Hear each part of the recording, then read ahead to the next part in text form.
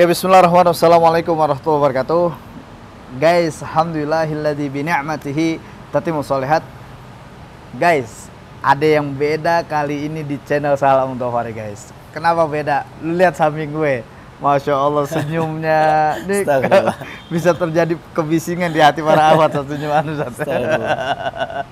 Oke, alhamdulillah gue lagi silaturahim ke Bandung ya. Ini di Hotel Grand Cokro, tempatnya di Ciampelas.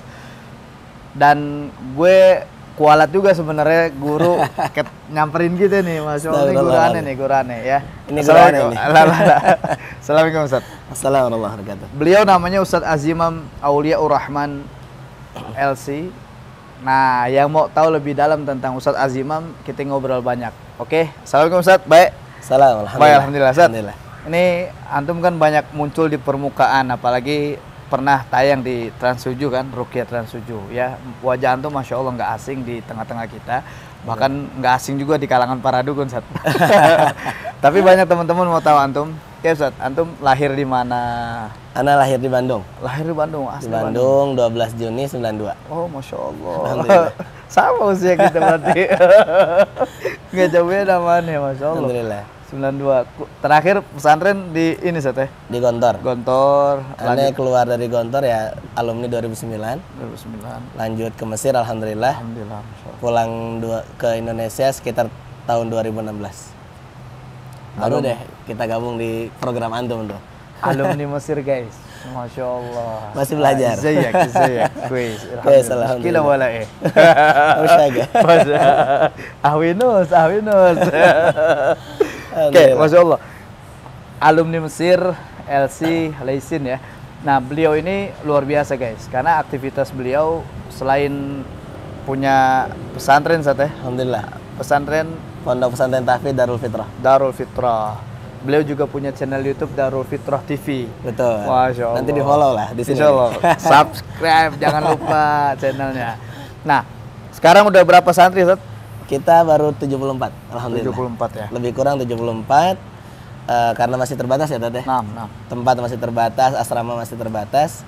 Jadi kita masih batasi kuantitas santri kita demi kemaksimalan pembinaan di dalamnya. Masya Allah. Jadi Mohon doa antum. doa insya Allah Allah bikin luas lagi. Ustaz. Amin. Amin. Allahumma shalli ala Allahumma Muhammad. amin. Guys, beliau juga aktivis, beliau juga seorang dai dan terjun di dunia ruqyah, guys. Ruqyahnya bahkan sering tayang di televisi swasta. Oke Ustaz, kita tanya-tanya tentang ruqyah karena beliau ini memang pakarnya, salah satu pakar ruqyah di Indonesia dan saya banyak belajar dari beliau. Oke Ustaz, menarik soal ruqyah Ustaz. Ya. Kan kita tahu banyak tentang sihir atau banyak hal yang kita temukan di lapangan tentang sebenarnya jimat ya. Jimat juga kan salah satu sihir kan. Betul. Nah, masyarakat biar paham tentang bedanya jimat itu gimana, Ustaz? Pertama jimat ada perbedaan ya. Jimat antara jimat dengan buhul. Nah, Kalau jimat kan sebuah benda yang katakan dirawat untuk menjalin akad dengan khodam-khodam pembantu, dengan jin-jin yang katanya menjaga penglarisan, asihan dan lain sebagainya. Kalau dibilang sihir ya sihir juga, tapi dia menyihir diri sendiri sebetulnya. oke. Adapun buhul sihir itu media sihir yang dilontarkan untuk target tertentu. Misalkan Sayyidina Muhammad dulu pernah disihir sama Labid al-A'sam. Dicuri kan sisir beliau tuh yang ada rambutnya, lalu diikat dengan 11 ikatan, dilemparin ke sumurnya Dirwan. Nah, bedanya jimat dengan buhul sihir sebetulnya tipis banget gitu. Kalau jimat mah itu untuk dirinya, untuk penjagaan dirinya, keluarganya, tapi kalau buhul sihir untuk menyihir orang lain. Ya, gitu. dalam penulisan jimat juga kan ada ilmunya kan, ada sihir mufrad, ya kan sihir. Ada yang pakai ilmu harfi maksud Anda? Ilmu harfi. Ada ilmu harfi, ilmu yang di dalamnya dikaji tentang huruf hijaiyah, tapi dipercaya bahwa setiap huruf hijaiyah itu ada jinnya. Katanya konon ada khodam malaikat pula. Nah, ini perkataan ini batil ya. Perkataan ini tidak bisa dibenarkan karena kalau kita yakini seperti itu sama saja kita menistakan ayat Allah. Nah, Inna nahnu nazzalna dzikra wa inna lahu lahafizun. Allah udah menyiapkan pasukan-pasukan penjaga Al-Quran itu. Dalam artian para penghafal Al-Quran, para keluarga Allah. Bukan setan-setan yang menjadi khodam-khodam setiap huruf-hurufnya. Nah ini biasa dikenal dengan ilmu abijadin. Ketika ada huruf abijadin, abajadun ya, alif, alif, alif, waw, waw, waw, bintang, ya, ya, ha. Ketika tulisan itu diyakini bisa katakanlah menolak sihir, anti kebal, anti tembak, lain sebagainya, itu sudah termasuk salah satu disiplin ilmu sihir. Jadi kalau ilmu sihir mau manjur, kudu ada itunya, kudu ada ilmu harfi. Tapi bukan ilmu harfi biasa, melainkan ilmu harfi yang di dalamnya ada keyakinan bahwa setiap huruf-huruf itu ada khodamnya. Gila guys, keren. Wah, penjelasannya nih bikin kelepek-kelepek para dukun nih. Zat, antum kan pada saat ruqyah, pada saat terjun di dunia ruqyah, kemudian apa sih, pernah nggak menemukan kasus-kasus yang menarik? Contoh ya, sekarang lagi ramenya LGBT. Oke, subhanallah. Aneh pernah dibilang LGBT, laki gelap bini terang. Allah. Ya, atau antum kan LGBT laki ganteng bini 3. Iya. Bini masih 1. Nah, gimana Zat? Pandangan antum tentang LGBT? Anda juga pernah ketemu kasus LGBT kan, ada jin yang numpangin, tapi ada kasus di mana jin itu dia itu memang karena salah asuhan dan lain-lain. Betul. Menurut pandangan antum nih soal LGBT itu sendiri? Dari sisi sihir kah? Dari sisi sihir. Dari sisi sihir. LGBT itu biasanya menimpa salah satunya ya selain faktor psikis ya. Nah, si anak yang kurang kasih sayang dari bapaknya, atau katakanlah korban bulian abang-abangnya. Nah, itu bisa jadi pecinta sesama jenis tuh, nauzubillah. Kalau dalam dunia sihir biasanya lebih as-sihrul wirathi. Dalam kitab Maradus Sihar karangan Dr. Sa'ad Said Ahmad Abduh, beliau bilangnya sihrul wirathi. Kalau bahasa kita mah jin nasab juga. Jin nasab. Jadi keilmuan sihir yang diamalkan sama leluhurnya itu mati, terwariskan ke cucu-cucunya. Nyari dia. Ngider. Siapa yang sekiranya cocok percis kayak pewarisnya dulu. Misalkan jin yang terwariskan laki-laki masuk ke sosok ke anak laki-lakinya atau keturunan laki-lakinya, maka dia bisa error tuh. Ya. Kebalik. Kalau jin khodamnya itu perempuan, masuk ke raga laki-laki, dia bisa cinta ke laki-laki. Kita pernah menemukan kasus seperti itu. Kita ruqyah nih. Wah, ini sihir nih. Ternyata setelah digali-gali, oh bukan sihir ternyata. Oh, ini ada kasus jin nasab. Jin nasabnya perempuan, pakai raga si cowok untuk deketin cowok lain. Jadi sukanya mah ke cowok lain. Cuman untuk masuk ke zona alam cowok tersebut nggak bisa kan. Jadi dia masuk ke raganya orang yang punya ikatan dengan mereka, ke dimensi bangsa jin, baru dia bisa mendekati cowok yang dia taksir. Nauzubillah. Subhanallah. Nauzubillah. Ya, jadi buat para LGBT nih, pesan buat para LGBT, cek diri kalian, boleh jadi memang kalian ini sedang ditumpangi jin. Betul. Ya. Ruqyah dah. Ruqyah. Insya Allah jadi solusi. Ya, buat para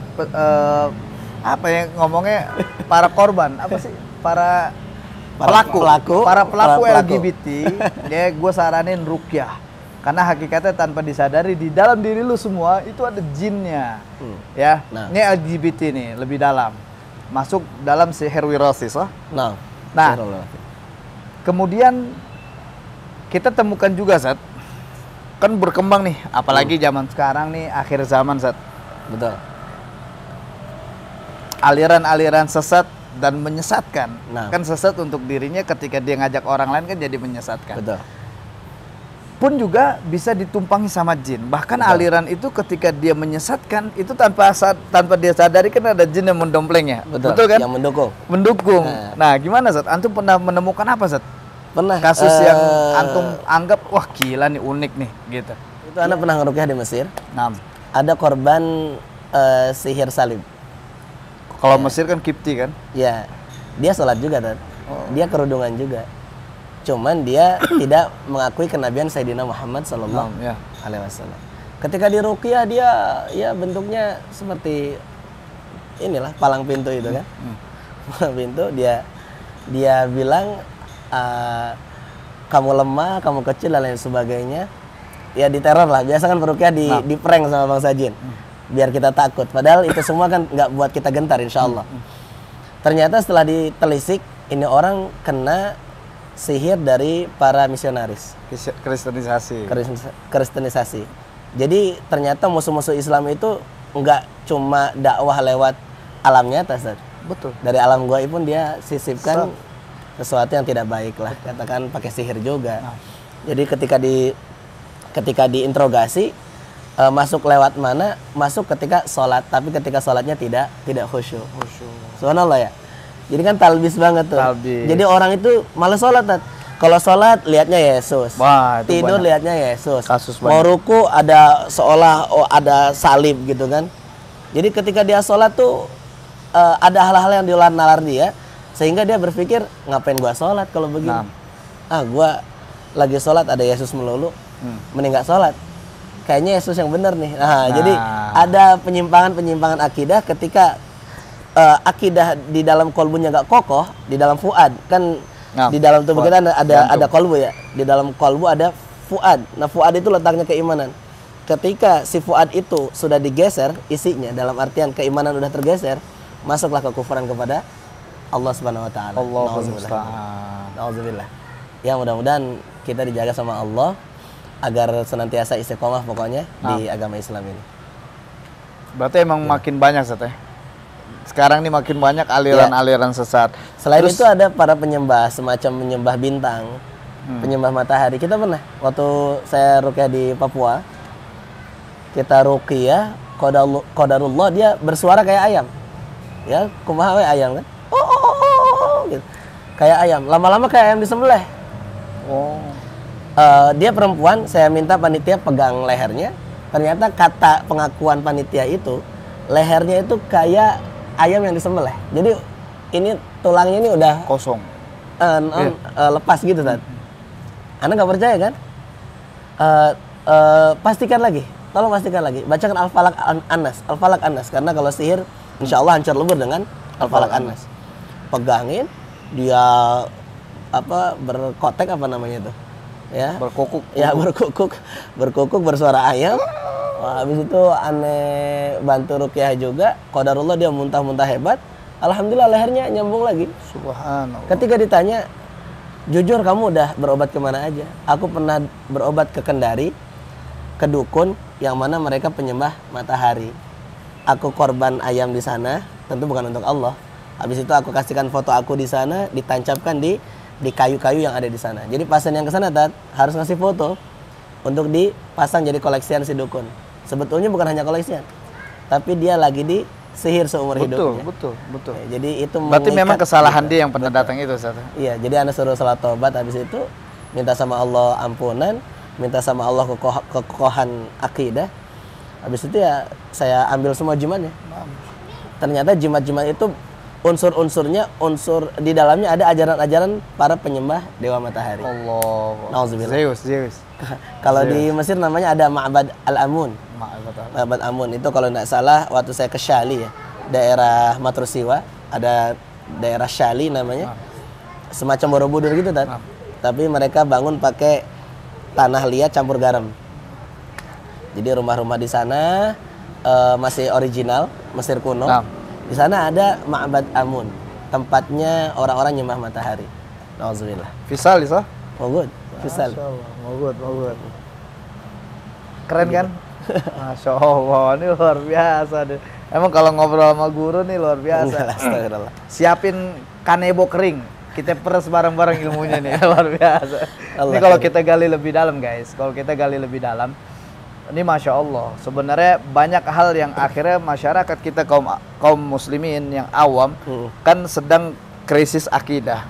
Sedang banyak terjadi kedangkalan akidah. Betul. Nah, pesan antum gimana, Ustaz? Pesan buat kita nih supaya kita nggak kejebak lah. Ya, pertama kita harus belajar agama yang baik ya teman-teman. Sini wa iyakum. Ini untuk saya juga. Kita pelajari betul ajaran Islam yang murni. Jangan sampai tercampur dengan pembohongan, penipuan dari para ustadz-ustadz dukun. Karena sekarang yang harus ditakuti selain dukun ya ustadz dukun, Ustadz. Jadi ustadz dukun itu ngeri juga sekarang. Mereka punya kitab-kitabnya yang berbasis bahasa Arab, yang seolah Islami, Padahal itu kitab sihir. Ya, misalkan Syamsul Ma'ariful Kubra. Ini sengaja saya sebut biar teman-teman berhati-hati. Banyak di pesantren pakai tuh. Iya, di pesantren Salafi ya. Salafi ya. Ya, mungkin menganggapnya itu ilmu hikmah. Nah, ternyata ketika dikaji bukunya ada cara bagaimana menundukkan lawan jenis, melet lah, cara pelet. Kata Nabi kan, inna ruqa wa tama'ima wa tiwala itu syirkun. Tiwala, sihir pelet itu syirik. Kok ada di buku hikmah, katanya ajaran Islam, katanya ajaran para wali, kok ngajarin ilmu pelet? Ini kan sudah bertentangan dengan agama kita gitu kan. Ada al-aufaq misalkan, baju-baju yang ditempelin. Sebetulnya ada apa namanya? Ramuan-ramuan khusus dalam keilmuan sihir. Ada wafak, kalau ada wafak pasti ada azaimnya. Pasti ada zodiaknya, primbonnya atau ilmu takdir kalau dalam bahasa Arab. Nah, itu semua kalau sudah dirangkum dalam satu kertas tersebut udah bukan kertas biasa tuh. Tapi mengandung sihir-sihir yang merugikan seorang muslim. Jadi kalau orang Islam tidak belajar agama Islam yang murni, nanti kemungkinan besar akan dilencengkan kepada jimat-jimat tertentu sehingga akidahnya ikut melenceng. Nauzubillah. Selain itu, kalau bisa ya, saran aneh, jauhin apapun yang berkaitan dengan musik. Oke. Ana orang nasyid, Ustaz. Ana punya album juga gitu kan. Di mana dicari ikhwan sejati Allah yang siap menikah di usia dini. Di mana dicari akhwat pilihan hati. Allah. Mention juga. Kalau dengan nasyid, ana no comment. Ya, selama itu tidak membuat kita lalai dalam beragama, dalam beribadah, why not? Syiarkan Islam dengan keindahan, tidak masalah kalau ana pribadi. Tapi upayakan jauhi musik dalam bentuk apapun, karena itu mengeraskan kolbu. Ketika kita punya suara bagus, kita suka nasyidan, oke. Tapi ketika nasyid lebih dominan di hidup daripada ngaji, ini yang masalah. Jadi pesanannya ya kembalilah kepada Al-Quran, cintai Al-Quran benar-benar begitu. Apalagi sekarang saat musik di mana-mana, media sosial kita buka backsoundnya musik. Apalagi sama joget-jogetnya. Aduh, nauzubillah. Aneh pernah saat nanganin orang, habis itu tiba-tiba tangannya kayak metal gitu kan. Ditanya, siapa kamu? Wah, teriak kayak orang metal. Gimana? Kerasukan diambil sapu. Kayak orang metal gimana? Anda mau lihat aja. Anak contohnya nanti jadi bid'ah pula metalnya. Teriakan antum gimana kan kita mau denger ya. Dia ngambil gitar, wah teriak-teriak, Ustaz. Wah, habis itu, lu siapa gitu. Aku aku jin lah. Dari mana kamu? Aku dipanggil sama dia. Dia suka teriak-teriak, suka nyanyi-nyanyi teriak-teriak, ya aku masuk. Loh kok kamu masuk? Ya kedemenan dia sama gua sama. Hobinya sama-sama suka musik metal. Nauzubillah. Banyak lagi kayak K-pop, ya. K-pop apalagi sih? Ana baru tahu tuh pas ruqyah di satu kasus, ternyata cewek itu koleksi foto-foto K-pop. Habis itu apa sih? Lupa aneh. Ana juga nggak apa BTS lah katanya, opo lah nggak jelas. Jadi dia mengidolakan seseorang atau sosok yang tak pantas diidolakan sebetulnya. Selaku muslim loh ya. Lawan jenis lah, sampai ngayal pakai bantalnya dicetak fotonya. Padahal kalau kita lihat, kita ini laki abis, berjenggot kan laki abis. Ini belum keluar aja nih. Ini laki abis, kalau dia abis lakinya. Innalillahi. Menarik nih pesannya, jauhi musik. Jadi kadang kan orang-orang kita sibukkan diri dengan Quran. Orang-orang kita nih nggak bisa lepas dari musik. Padahal kata hiburan dan lain-lain. Ini pesan yang menarik guys, pesan yang begitu menghujam hati kita semua dari Syekhuna Al-Fadil Azimam Aulia Rahman. Insyaallah kita bisa mendapatkan keberkahan ilmu beliau. Dan kita bisa merasakan betapa dahsyatnya Al-Quranul Karim yang bisa mengobati diri kita, hati kita, dan penyakit kita. Guys, keren nggak? Keren banget. Ajib kalau kita bilang. Masya Allah. Ini apa yang disampaikan sama guru kita nih, ilmu semua isinya. Daging semua. Semoga kita nih kaum muslimin yang masih awam tentang jimat ya. Jangan deh, katanya ditempel. Jangan. Itu semua ada kandungan sihir di dalamnya. Hati-hati. Bisa ngundang jin, seakan-akan dia ngejagain lu. Padahal yang ngejagain lu siapa? Allah Subhanahu wa Ta'ala. Jangan lupa juga pantengin Darul Fitrah TV. Ya, jangan lupa like dan subscribe. Dan juga ada channel beliau Azimam official. Nah. Azima official. Ini luar biasa. Kalau buka guys, wah lu kalau ketemu pasti minta foto bareng. Orang punya nama nih, orang punya nama. Oke. Jangan lupa pantengin terus channel kita semua yang senantiasa memberikan manfaat kepada umat. Barakallahu fikum wa faqakumullah. Assalamualaikum warahmatullahi wabarakatuh. Waalaikumsalam.